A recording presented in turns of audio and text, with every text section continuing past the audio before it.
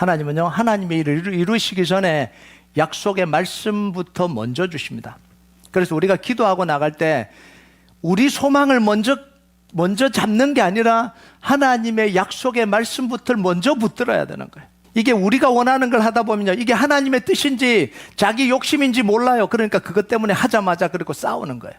나는 하나님의 비전인 것 같은데 다른 사람 볼 땐 욕심이거든요. 그러니까 그게 할까 말까 갖고 싸우는 거죠.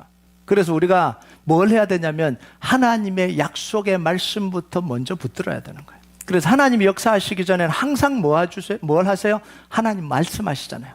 약속하시잖아요. 모세를 찾아와서, 다윗을 찾아와서 항상 말씀하시잖아요. 약속의 말씀을 먼저 주시잖아요.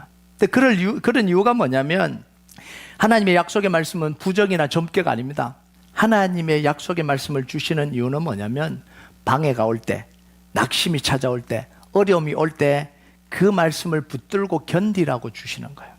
올 거니까, 방해가 찾아올 거니까, 힘들 테니까, 길어질지도 모르니까, 실망할 일이 생길지도 모르니까 내가 약속의 말씀을 줄 테니까 그 약속의 말씀을 붙들고 그 시간을 견뎌내라고 주시는 게 하나님의 약속의 말씀이에요.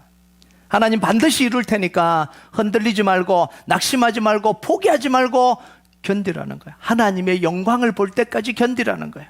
이게 하나님의 약속의 말씀이에요. 여러분, 하나님이요, 아무리 큰 약속을 주셔도, 목사님, 이런 큰 약속을 하나님이 나에게 주셨어요. 기도했는데 이런 마음을 주셨어요. 하나님이 저를 들어서 엄청나게 크게 사용하실 것 같아요. 여러분, 아무리 큰 약속을 주셔도요, 아무리 대단한 말씀을 주셔도 그 약속의 말씀을 우리가 붙들지 않으면 그 약속을 잃어버리게 됩니다. 다른 말로 하면 그 약속을 빼앗겨 버리게 돼요. 마치 길가에 뿌려진 씨앗처럼 빼앗겨 버리는 거예요. 잃어버리는 거예요. 여러분, 누가복음 18장 12절 한번 볼까요? 같이 읽겠습니다. 시작. 길가에 있다는 것은 말씀을 들은 자니 이에 마귀가 가서 그들이 믿어 구원을 얻지 못하게 하려고 말씀을 그 마음에서 빼앗는 것이요. 말씀이 그 속에 떨어져서 붙들고 그걸 가지고 기도하고 하면 구원을 얻고 하나님 역사를 경험하니까 빼앗아가 버리는 거예요. 못 붙들게 빼앗아가 버리는 거죠. 여러분, 우리가 하나님의 역사를 경험하지 못하는 이유는 뭐냐면 말씀이 없어서가 아니에요. 하나님의 약속의 말씀을 빼앗겨 버리기 때문에 그래요. 잃어버리기 때문에 그렇다는 거예요. 근데 왜 빼앗기냐는 거죠. 왜 잃어버리냐는 거죠. 하나님의 약속의 말씀을 소중하게 생각하지 않기 때문에 그래요. 다른 어떤 것보다도 더 소중하게 생각하고 다른 어떤 것보다도 더 소중하게 붙들지 않기 때문에 빼앗기는 거예요.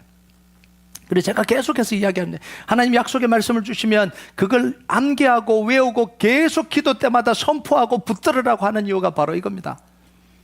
여러분, 하나님의 약속의 말씀을 주시면요, 절대 빼앗기지 마세요. 여러분, 기도해도 안 되고 변화도 없고 힘이 빠질 때 우리는 약속의 말씀을 놓쳐버려요. 잘 되고 있으면요, 막 말씀의 기록 약속대로 뭐가 막 이렇게 되고 있으면 그 막 붙들려는 마음이 있는데, 그 약속의 말씀을 주셨는데도 잘 안 되고 있으면요, 이제 놓아버려요. 빼앗겨버려요. 약속의 말씀을 근거해서 행동하지 않아요. 잘 되고 있으면요, 그 약속의 말씀대로 뭔가 좀 변화가 있으면 그 약속의 말씀을 보면서 아, 그 다음 이렇게 이루어질지 모르겠네, 이런 기대감을 가지는데, 당장 그게 안 이루어지면요, 말씀에 근거해서 행동하지 않아요. 실망한 모습으로 행동해요. 말씀이 있는데도 불구하고 행동은 실망한 투로 행동을 해요. 의심하고 불신하는 모습으로 행동을 합니다. 이게 뭐냐면 말씀을 받았는데 말씀을 빼앗겨 버렸다라는 거예요. 그러면 변화가 없는데도, 약속의 말씀을 받고 아무런 변화가 없는데도 계속 기도해야 되냐는 거죠. 여러분, 아무런 변화가 없어도 계속 기도해 나가야 됩니다. 우리 기도는요, 내 목적을 이루는 게, 내 목표를 이루는 게 목적이 아니에요. 기도의 목적은 내가 원하는 정해놓은 그것, 그 일, 그 문제가 해결되는 게 기도의 목적이 아닙니다. 내가 믿음으로 살아가기 위해서 기도하는 거예요. 하나님 앞에 믿음으로 서 있기 위해서 기도하는 거예요. 내가 믿음의 자리에 서 있는 게 너무너무 중요합니다. 약속의 말씀을 붙들고 약속의 말씀에 따라서 행동하는 게 너무너무 중요해요. 여러분, 왜냐하면 하나님은 반드시 그 약속의 말씀대로 이루으실 것이기 때문에 그래요. 여러분, 내가 원하는 게 그 한 가지가 안 이루어져서 실망한 투로 살아가요. 힘 빠진 투로 살아가요. 다른 모든 걸 다 포기하고 살아가요. 이게 신앙인들의 모습이에요. 왜냐하면 하나님이 그 기도 안 들어주셨거든요. 내가 원하는 그거 해결 안 해주셨다는 거예요. 그러니까 다른 것도 믿음을 발휘하지 않아요. 다른 문제에 대해서도 믿음을 발휘하지 않고 다른 문제에 대해서도 열심 내지 않아요. 왜냐하면 하나님이 이거 안 들어줬기 때문에 그래요.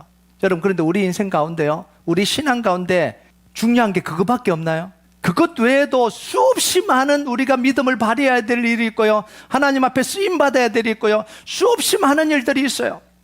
자, 그러면 우리가 하나님 앞에 쓰임받는 일을 하는데 내가 기도하는 게 응답되지 않으면 어떻게 해야 돼요? 약속이 있는데도 불구하고 응답되지 않으면 어떻게 해야 돼요? 하나님께 맡겨놓으면 돼요. 하나님께 맡겨놓고 우리는 우리가 해야 될 일을 열심히 해나가면 됩니다. 그러면요, 그 안에서 이 문제는 해결이 안 됐어도 그 안에서 하나님의 역사를 계속해서 경험하는 거예요. 그 속에서 하나님의 은혜를 경험하는 거예요.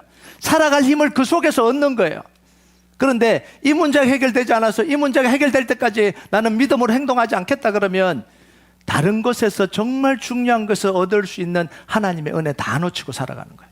여러분, 하나님의 때는 언제냐면 하나님의 약속의 말씀에 내가 믿음으로 반응할 때가 하나님의 때예요. 누가 만들어주는 게 아니에요. 다 하나님이 다 걷어 치워주시고 다 장애물 치워주시고 편안하게 기도하도록 다 할 수 있도록 다 해주시는 게 하나님의 때가 아니에요. 하나님의 약속의 말씀에 내가 믿음으로 반응하는 그때가 하나님의 때예요. 여러분, 우리 인생에서 새로운 역사가 언제 일어나냐면 하나님의 약속의 말씀이 새롭게 우리에게 들려질 때예요. 이스라엘 백성들이 말씀에 반응해서 성전을 다시 건축하기 시작합니다. 다시 깨달아진 거예요. 아, 해야 되겠구나. 우리 인생의 역사 속에서도요, 언제 새로운 일이 일어나냐면 말씀이 들려지면서 내 마음이 감동될 때요. 아, 일어나야 되는구나. 깨달아야 되는구나.